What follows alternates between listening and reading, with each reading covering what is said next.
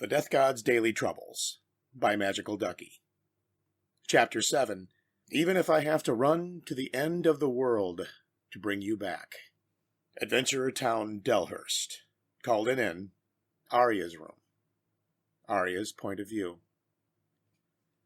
I let out a light yawn as the gentle sound of raindrops hitting the window panes slightly roused me from my sleep. A few tranquil moments passed by before I realized I was holding something in my right hand.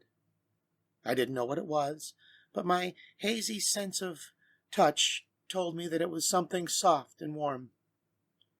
It was a tender warmth that contrasted my cold right arm, and I unconsciously tightened my grip on it as if I were trying to squeeze out all the warmth. I pulled the unknown thing under the blanket and brought it close to my chest before holding it with both of my hands. After a while, the heat under the blanket finally enveloped me completely, and I dozed off again. The sound of the rain was still there when I woke up the second time, and I let out another yawn as I slowly got out from under the blanket. I shivered a bit after coming into contact with the cold air in the room, and one of my hands was still tightly grasping something while my other hand rubbed my eyes. When I finally regained my visual clarity, I looked down at the blanket and saw two hands holding each other. The grogginess still hadn't disappeared, and I sat there for a second before realizing what I saw was my hand holding someone else's. My line of sight moved past my hand I was holding and along the arm it was connected to before I saw a head of white hair peeking at me over the edge of my bed. Still feeling a bit dazed, I leaned over to look out towards the floor, and there was Kai. There with his arm bent towards me, he was fast asleep while leaning on the side of my bed, and I could faintly hear the sounds of his soft breathing. After returning to my original sitting position, I sat in the bed in silence for a few minutes and stared at the hand that I was holding as my brain finally reoriented itself from the heavy drinking I did last night. Over the course of the next couple minutes, I finally put together all of my previous observations and came to a conclusion. The hand that I was holding, that I was looking at, the hand that felt so warm earlier, the hand that I'd been holding for the entire night, that hand was Kai's hand. I stared intensely at Kai's hand as a straight blush appeared on my face, and a few moments passed by as my blush slowly became redder in increments before I finally spreading across my entire face. Eventually, I flung Kai's arm off the bed back onto the top of his body as I held my head in my hands, feeling the blood rush to my face while I desperately racked my memories to try and remember exactly what happened last night. But no matter how hard I tried, all I could remember from yesterday was us celebrating my promotion and drinking as much as we could before everything faded to black. After giving up on trying to remember what happened yesterday, I ran through my vague memories of this morning, and the scene of me hugging Kai's hands close to my chest while sleeping popped up in my mind. I buried my burning red face into my pillow as I hugged my knees, and I let out a cute whimper before peeking over to look at Kai's head. Oh. I stared at his snow-white hair as I wallowed in my embarrassment for a few more minutes before finally managing to barely pull myself together. Eventually, I just decided that the best course of action was to pretend like nothing happened and completely forget about it. I slapped myself lightly in the face with both hands before I got up out of my bed and started to lift Kai slowly so he wouldn't wake up. When I finally picked him up off the floor, he grumbled for a moment, which made me freeze up. After a few seconds there wasn't any other response from him, and I quietly let out a sigh of relief. After carrying him right next door to his room, I wanted to gently put Kai down onto his bed, but as I was carrying him over, he shifted around in my arms. I instantly panicked, thinking that I woke him up and unconsciously let go of him so that I could use my hands to muffle my yelp. Kai fell onto the floor next to his bed and laid there silently for a while before I calmed myself down and double-checked that he was still sleeping. I quietly closed the door to his room before sneaking back to mine, getting back in bed, muttering to myself with my face still burning red while trying to fall asleep again. Nothing happened last night. Absolutely nothing. All that happened last night is we had a party, and we went back to our room after drinking, and Kai passed out on the floor right before he made it to the bed because he drank too much while I went back down to my room to sleep by myself. I never held his hand, and in a little bit we'll both be awake and everything will be normal. I rolled around in my bed with a pillow on top of my face, pretending to be asleep while running through every possible scenario for what we could have had happen in my head, as the sound of my heart racing drowned out the rain hitting the window pane. Adventurer Town, Delhurst. Called an inn. Kai's room. Kyle's point of view. When I woke up, the sound of the light rain hitting the window pane was beginning to die down as I opened my eyes to find that I was on the floor in my room. I shivered a bit from the cold, and a funny sense of déjà vu bubbled up inside of me from sleeping on the floor again, like I did that once a week after I met Arya.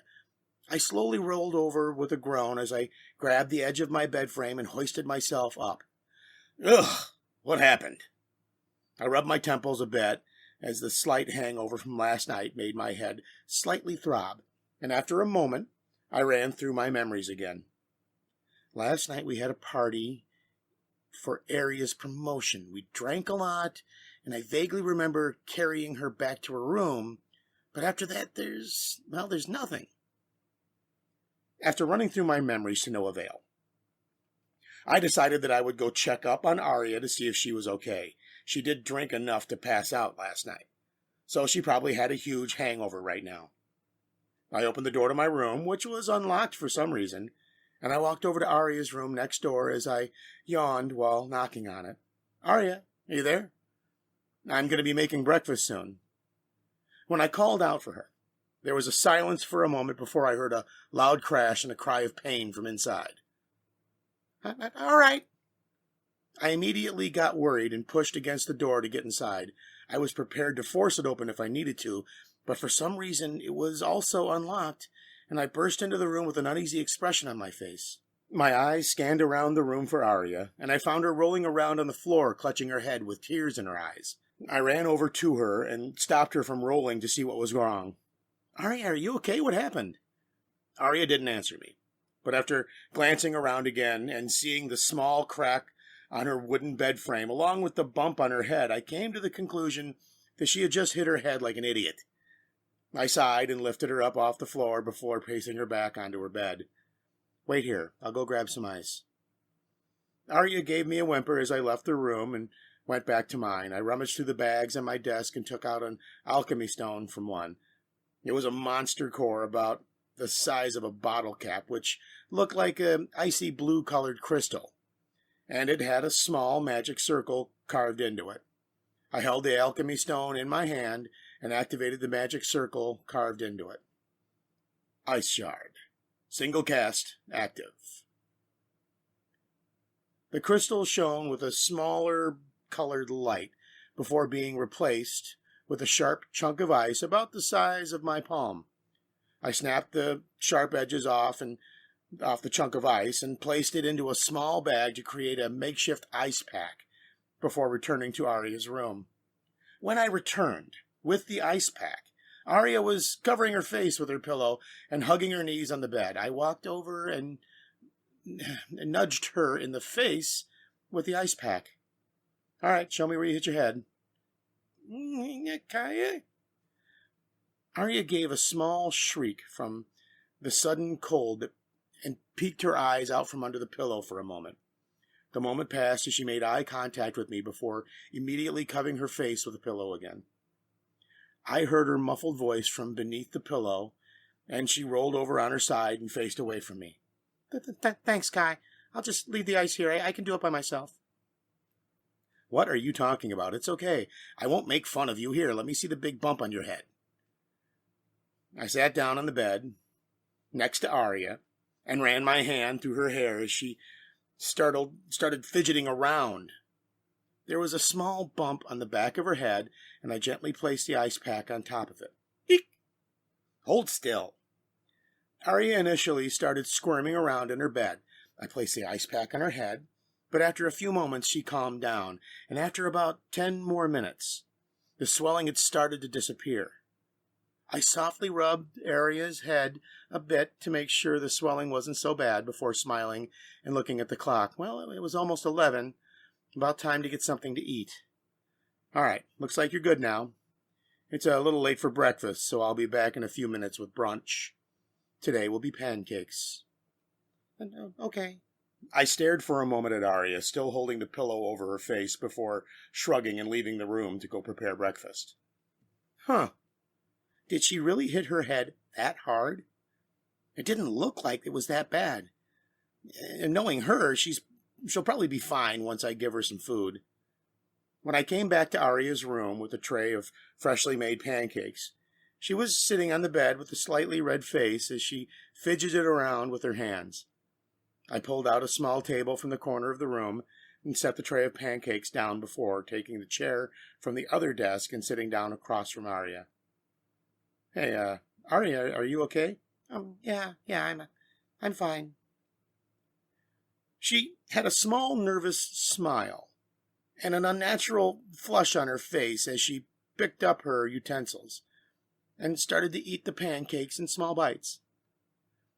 A few moments passed by as we sat there and ate brunch together, but whatever I tried, when I tried to make eye contact, she immediately turned her head away to look at the wall or the window. Eventually, I started staring at her to see what was wrong, and I noticed that her face was slowly getting redder as I grabbed her hand. What? Arya finally faced me and made eye contact, as I got a good look at her extremely red face before I immediately put my other hand on her forehead to check to see if her temperature was up.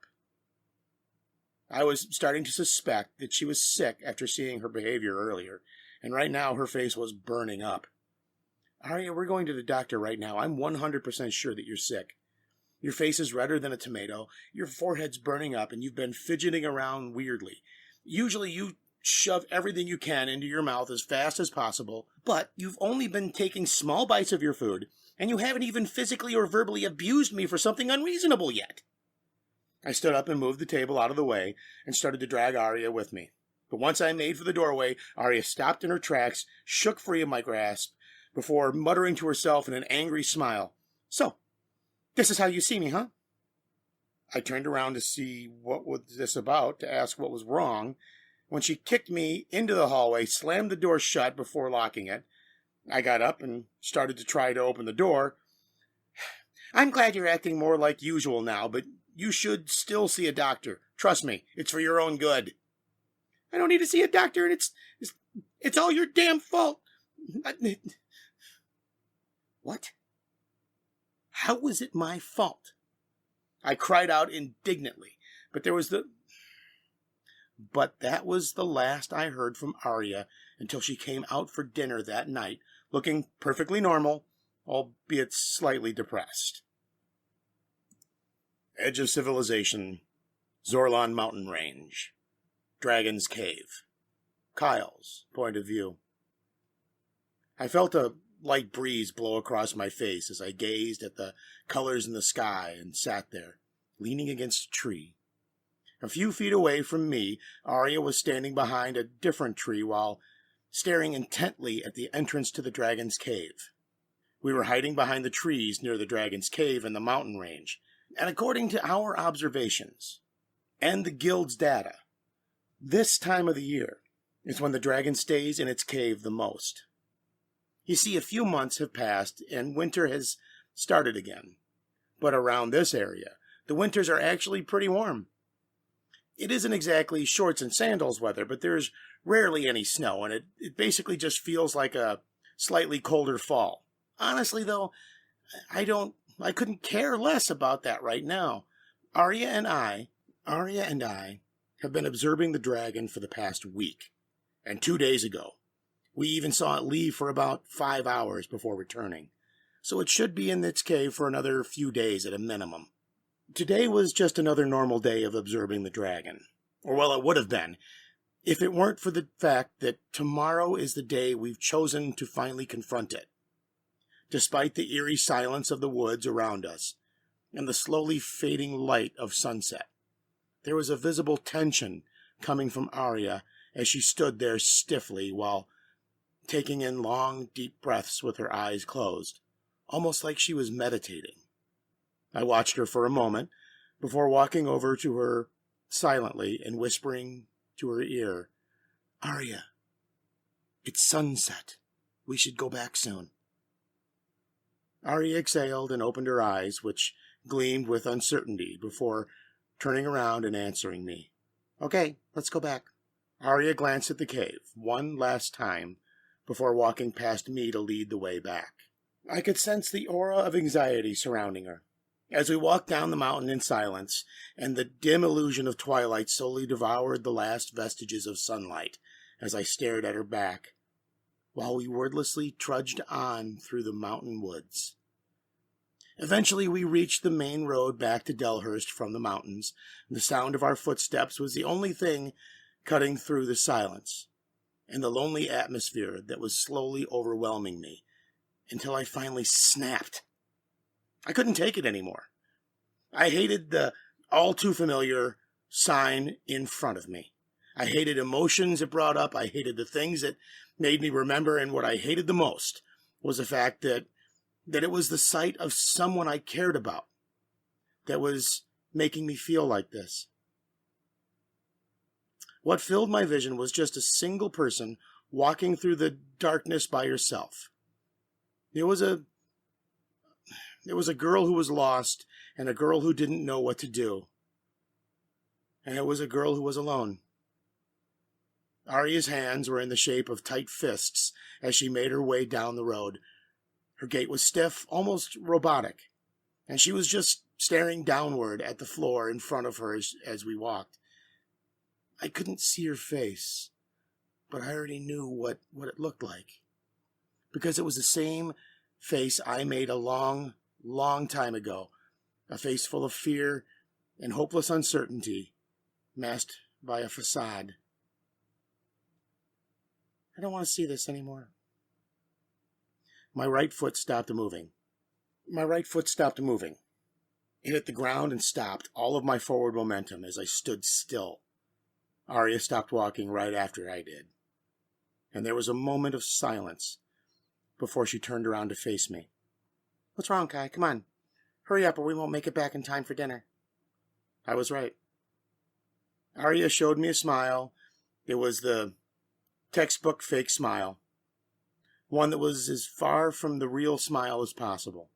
I've seen Arya smile a lot, and whenever it was an angry one because I made her mad, or a satisfied one because she had eaten delicious food, or a happy one because she was genuinely having fun, there's always a sense of life in her eyes. But right now, there was nothing. I stared into her eyes for a moment before responding slowly in a soft voice. "Hey, Arya, tell me the truth. Are you afraid?" Arya froze as she stared back at me with that fake smile before letting out an even phonier laugh. "No way! I'm not scared at all, don't worry. We've already prepared a lot for the fight. We've got everything on lockdown. We've got those 2 special fireproof cloaks to protect us from the dragon's breath. We're fighting in the winter when it's at its weakest, and you even bought all those little ice element monster cores just to set up a big alchemy formation outside, right? We've already spent a lot of money on this, so just believe in me. We'll definitely win. And we'll go back to the capital together afterwards, so..." I grit my teeth, cut her off with a low voice after hearing her spew out all the fake garbage. "Is that all you're going to give me? Just a fake smile and some worthless semantics and your flimsy facade of confidence?"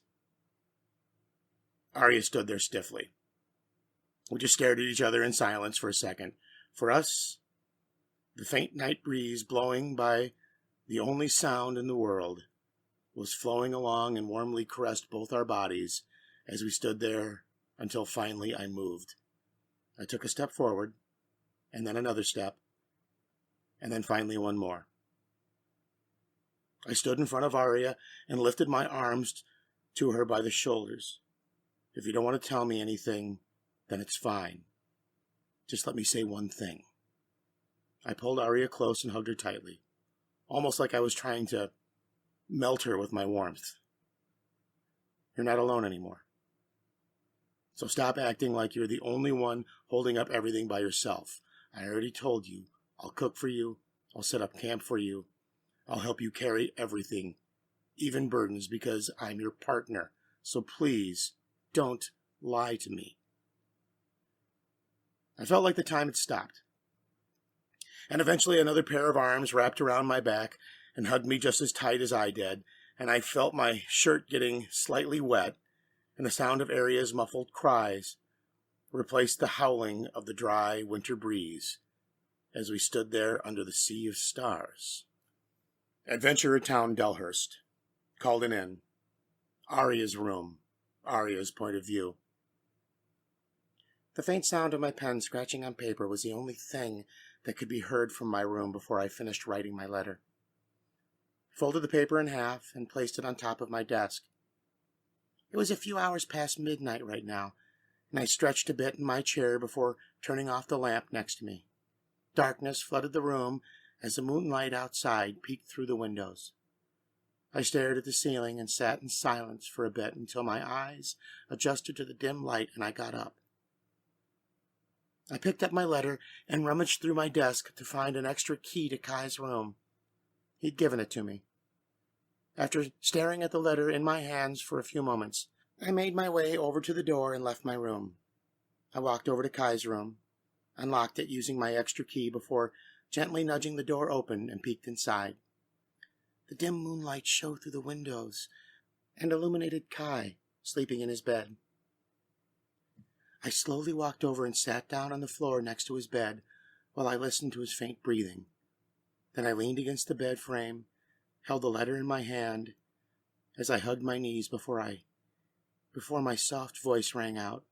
"Hey, Kai, I think I finally figured out what I want to do." I turned my head towards the window and looked at the moon gently lighting up the night sky amidst a sea of stars.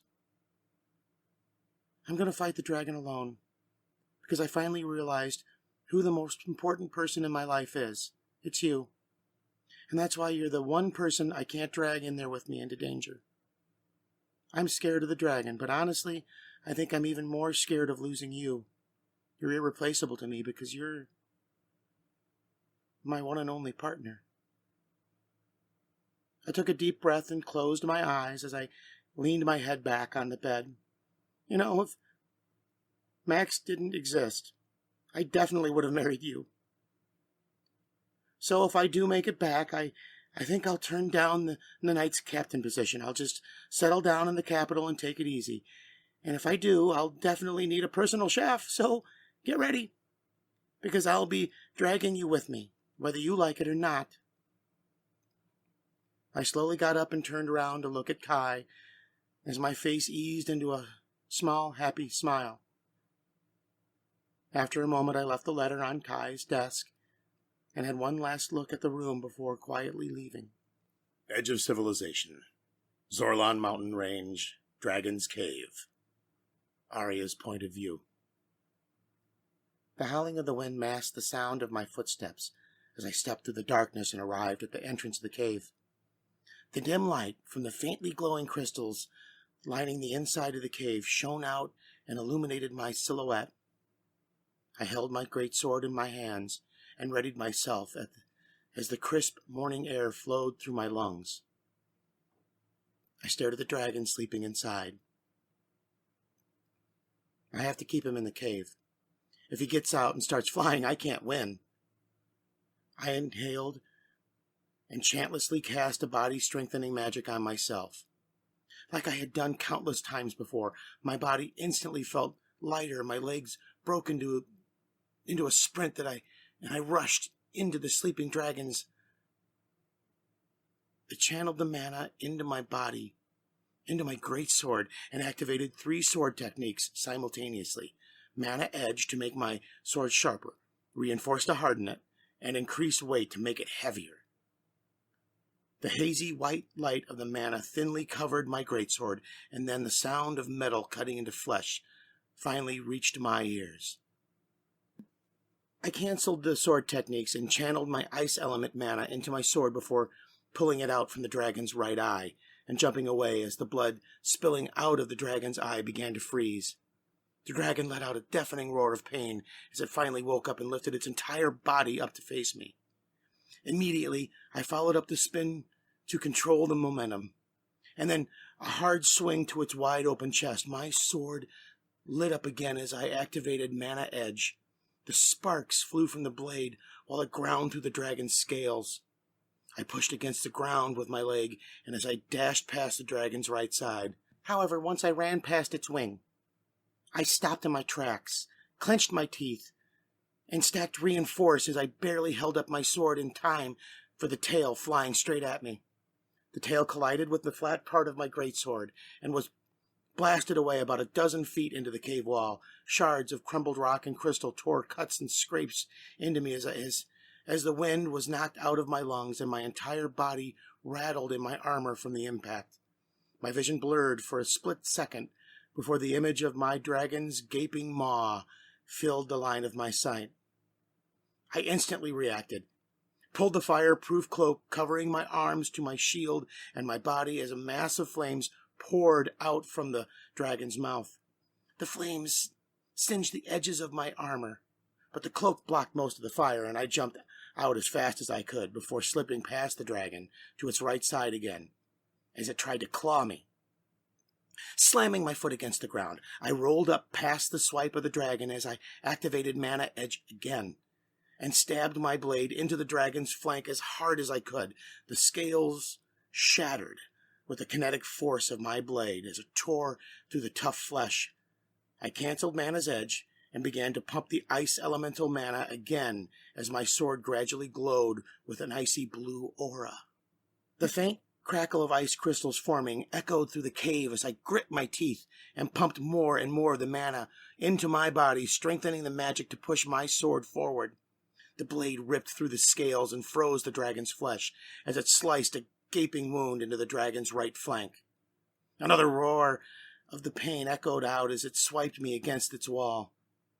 I put strength into my legs and kicked again, off to the ground to jump over its tail, but the dragon spun around its head and shot at me one last time to try and bite me. I held my sword horizontally and activated Reinforce to harden my sword as I waited until the dragon's maw was right in front of me before I channeled a large amount of mana into my body, strengthening magic again, and smashed its jaw closed from the bottom to push the dragon's head up above me. When I landed, I spun against and followed the momentum of my great sword to slash low at the dragon's right leg. I activated increased weight and reinforced and strained every muscle fiber in my legs to push forward on this swing. My greatsword smashed against the dragon's leg, and it felt like I was whacking at a steel pole with the impact from a collision. It shook my arms, but along with that impact was the sound of bone and scale being crushed. I let go of my sword with my right hand, and I held it in my left hand, and I quickly pulled out one enchanted knife from a pair that I had in my belt before activating Mana Edge and increased weight. The knife drove itself through the dragon's foot and impaled it to the ground as I channeled my mana through the enchanted knife to activate it. The dragon desperately swiped up at me, and I held my blade against my arm and activated Reinforce again right before it blew me back towards the entrance of the cave, while the knife encased the dragon's right leg in ice, freezing it to the floor. I bounced and rolled again to the ground a few times before I smashed against the cave wall again, and the dragon sent another blast of fire at me. I quickly covered myself with the cloak and strained my bruised body to get up from the floor and run towards the dragon again.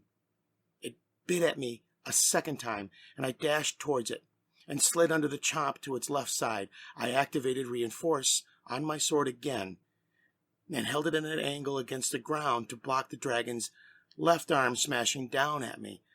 on the floor as the impact rattled my arms before being deflected. I grabbed the second knife, while rolling over before casting Mana's Edge and increased weight to impale the dragon's left hand to the ground, just like I'd done the right leg. I activated enchantment while getting up and kicked against the ground to lunge away before rolling atop to stop my momentum.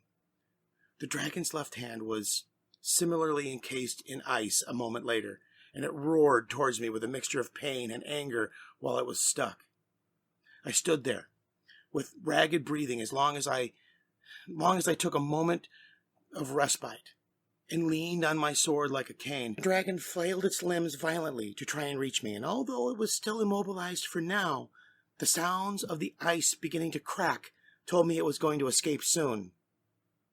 Still not dead. It was clear to me that it wouldn't die so easily, but I knew it wouldn't win the battle of attrition. So my only choice was to kill it once it attacks. I thought for a moment about what my options were before deciding that there was only one thing that could possibly kill the dragon. Instantly was the strongest sword technique I had, my half-complete sword truth. It's a fire dragon, so it had some natural resistance to lightning-based sword techniques I normally used, but a sword truth is something on a completely different level. I've been training in swordsmanship for as long as I can remember. My entire life, I've been living with the sword in my hand, even though I haven't reached the peak yet. I'm still at the very least, close to it. My sword truth might not be a real one yet, but it's still the strongest attack I have. Once I do use my sword truth, I definitely won't have enough energy to move anymore, but the dragon isn't going to be stuck forever, and I'm running out of stamina. So it's now or never. My eyes shone with resolve for a moment before I could close them, and I calmed down my breathing. I emptied my chaotic thoughts from my mind and picked up my sword with an expressionless face as I slowly put my body into a stance. The tip of my greatsword was pointed towards the dragon as I inhaled after completely canceling my body's strengthening magic. Every last drop of mana I had in me moved through my hands into my sword before rebounding back into my body. The flow of mana formed a raging cycle as the speed of the revolution started to slowly increase before I finally opened my eyes again to reveal that they were glowing with a hazy red light. My voice resonated in the cave as I began to chant slowly. May life itself reveal the edge of my blade. I need to make it back, for the sword I know is one of singularity. I have things I need to do. One that exists not for the end, nor the beginning. I have people I need to see again. One that exists only for a moment. I have promises I need to keep. It's an unstoppable surge, an imperceivable flash, an instantaneous strike. I have a friend to return to. That will once again return to serenity. This is everything I have. This is my resolve. My sword shone with a solid crimson light as the scarlet bolts of lightning revolved around me and my sword like a vicious serpent. My body turned ethereal as the crimson light enveloped in the sword in my hand was slowly replaced with the blade of red lightning. I struggled to hold my sword as I took a single step forward, and before I could even react myself, I was behind the dragon, facing the wall, and it was over. I had instantaneously burst forward in a single point at that moment. I took a step and pierced through the dragon. It tore open a gaping hole and cauterized the wound immediately afterwards.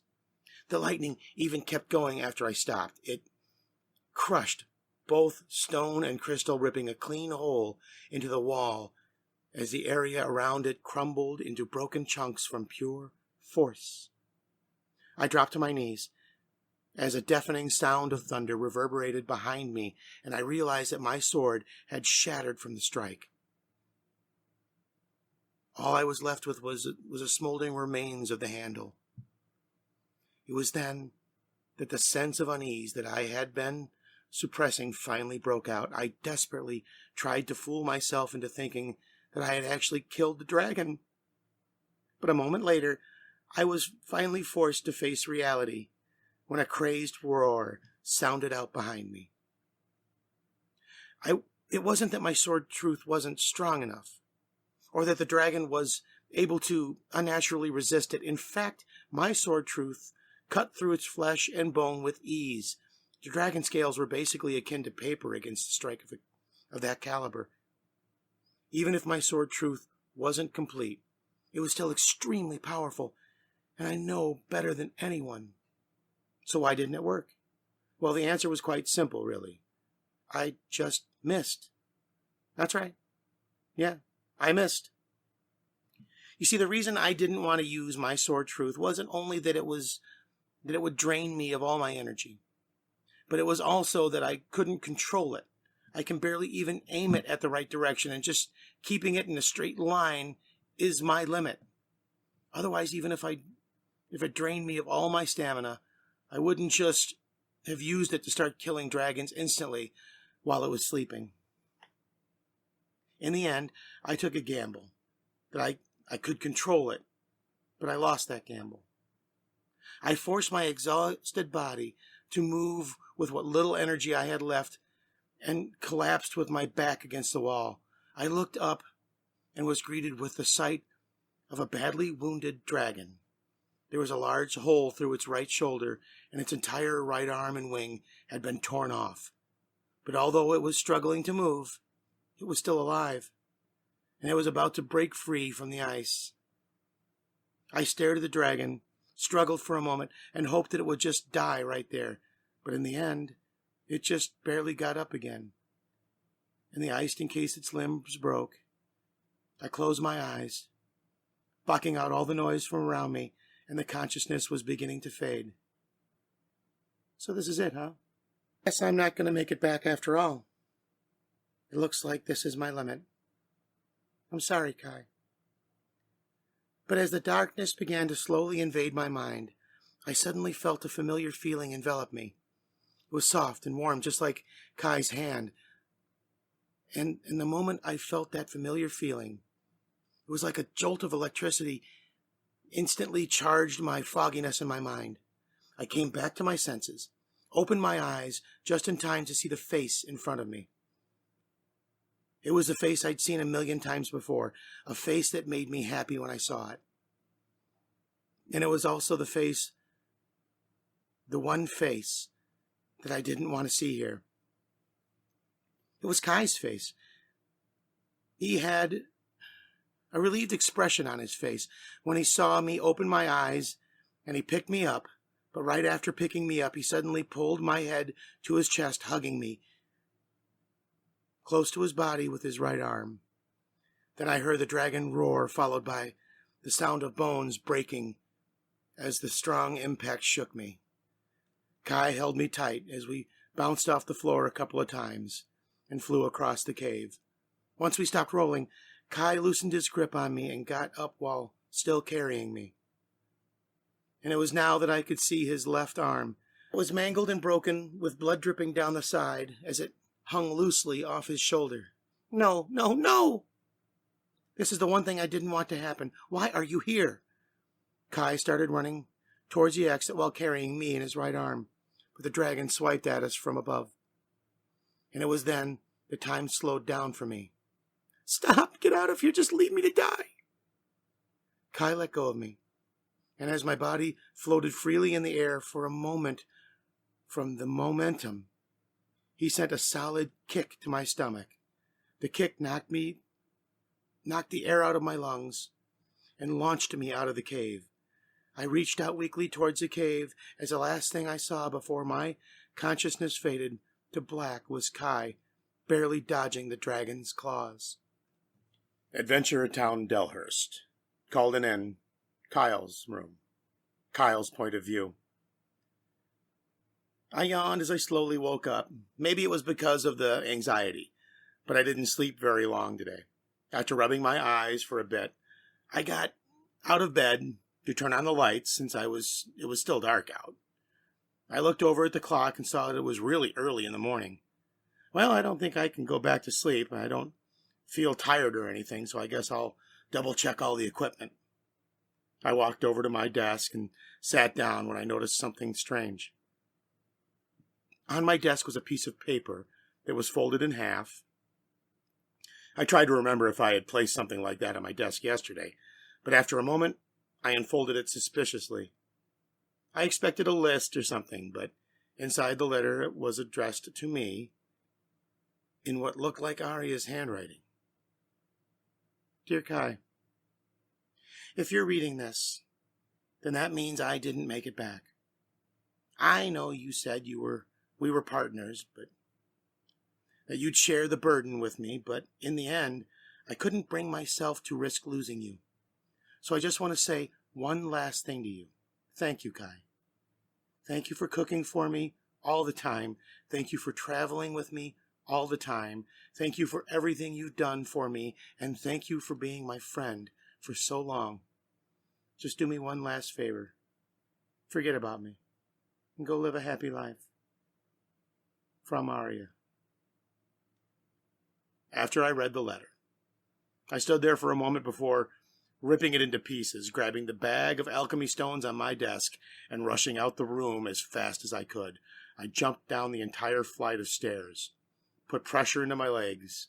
When I landed on the first floor, I boosted my body forward towards the door as fast as I could. My legs pounded against the ground as I ran through the streets and left Delhurst to a run towards the mountains. Hey, what's all this garbage, Arya? You can't just give me this lousy death flag of a letter and leave me so easily. I don't care if I have to drag you back kicking and screaming. I'll make damn sure that I bring you back. Even if I have to run to the end of the world to bring you back. Even if it's the last goddamn thing I do. Some partner you are. Huh? Yeah, you can't risk losing me. Well, do you think I can risk losing you? Stop being so selfish. I bolted past the trees. My legs propelled my body forward and tore through the branches on my path. I ran and I ran and I ran until I even forgot how long I had been running for.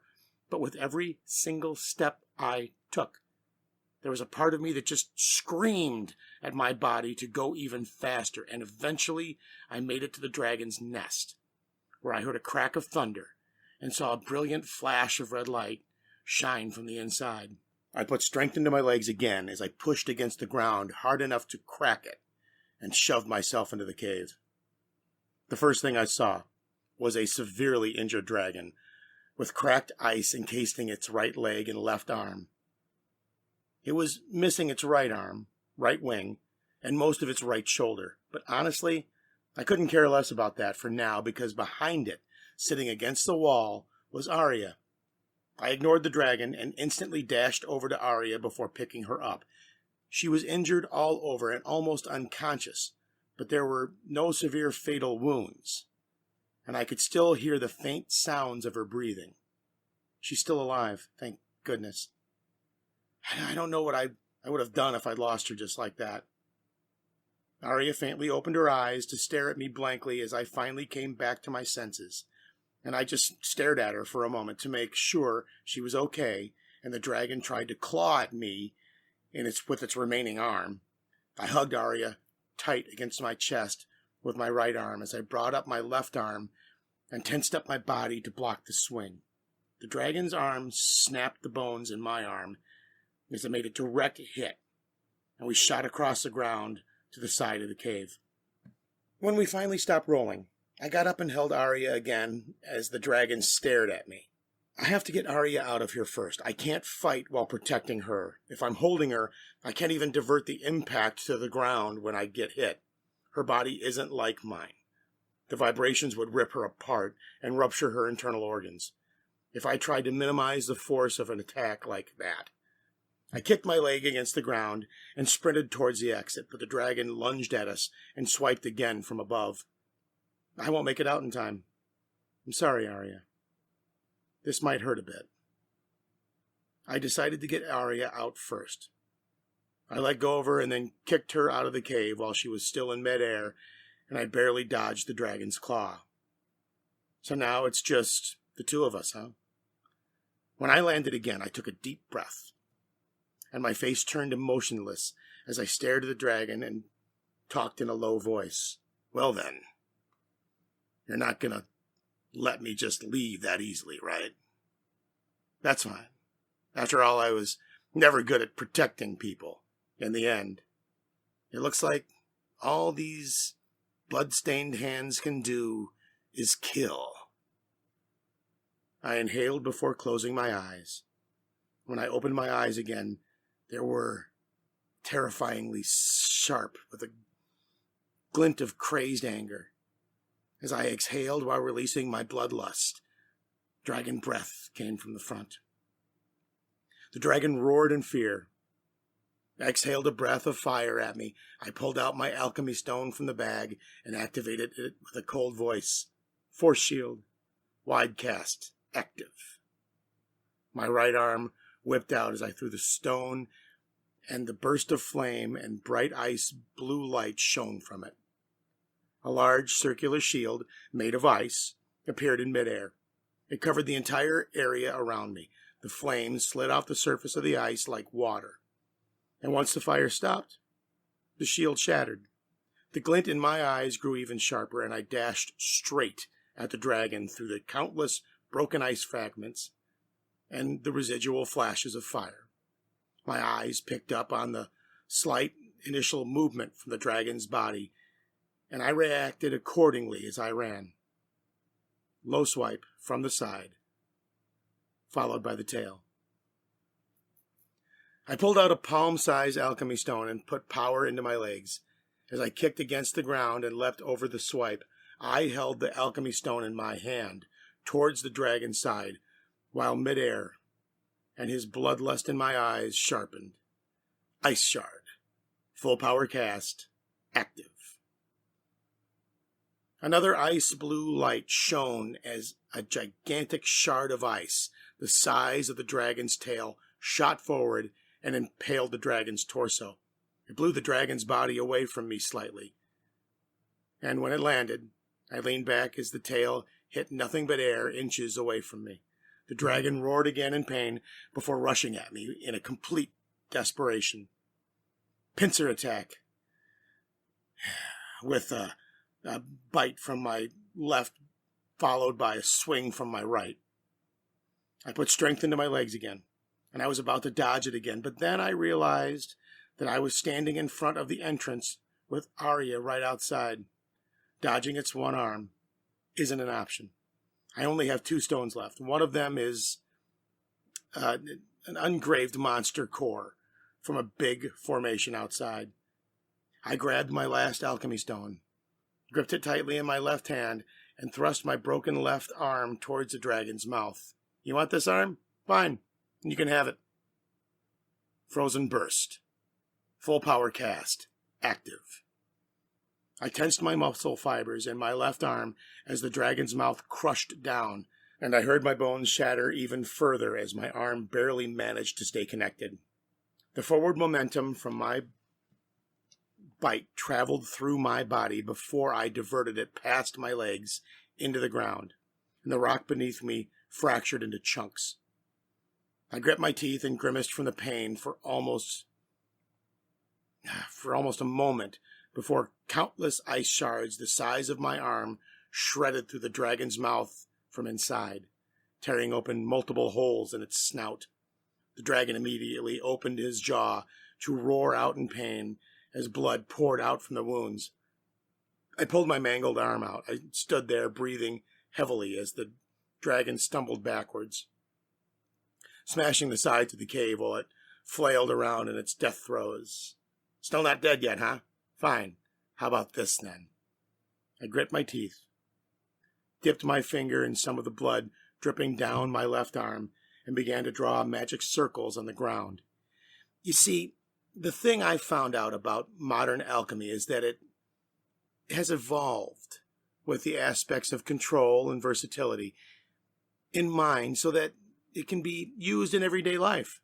And subsequently, the complexity of the magic circles has increased along with the need for specific enchanted ink or dust to draw the circles. But back in my day, we didn't fret the details so much as about control or versatility, because just like magic and swordsmanship, alchemy was used as a weapon. The alchemy that I know wanted to find the most simple, streamlined magic circles, and was only had one thing going for them. They were strong enough to kill.